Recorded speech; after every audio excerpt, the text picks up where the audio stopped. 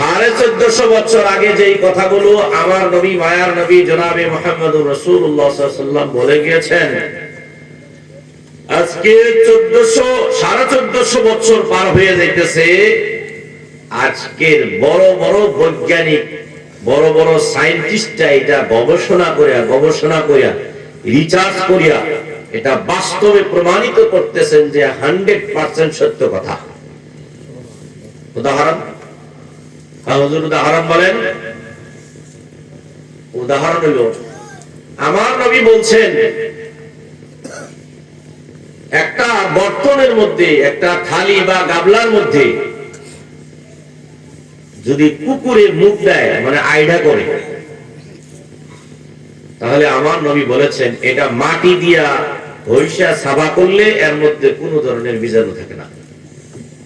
কত বছর আগে বলছে? 1450 বছর আগে আমার নবী বলছেন।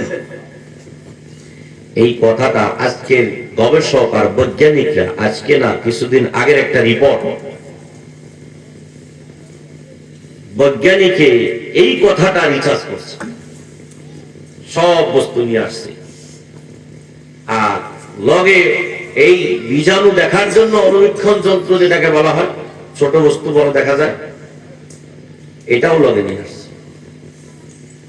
আয়া কুকুরের খানাটা একটা বর্তনে খাইছে, আর ওইটা উনি সাফা করে ধুইছে, দিয়ে ওনার মেশিন লাগাইছে যে বীজাণু আছে। আবার বহুত মেডিসিন ওনার কাছে আছে, ওগুলা দিয়া ভালো করে ধুইছে, আবারও টেস্ট করছে, ওগুলা আছে, এখনো বীজাণু আছে। সর্বশেষ উনি মাটির দ্বারা এটা ঘষা বর্তনটা সাবা হইয়া এটা মেশিন দিয়ে দেখে এখন আর কোনো বীজাণু নাই। আল্লাহ সুবহানাল্লাহ, কি বাড়িতে যায় করবেন? সুবহানাল্লাহ কি বাড়িতে যায় করবেন নাকি? আর একটু জোরে বলেন সুবহানাল্লাহ। নারে তাকবীর, লিল্লাহি তাকবীর। ওই গবেষক, ওই বৈজ্ঞানিক এই গবেষণা করার পরে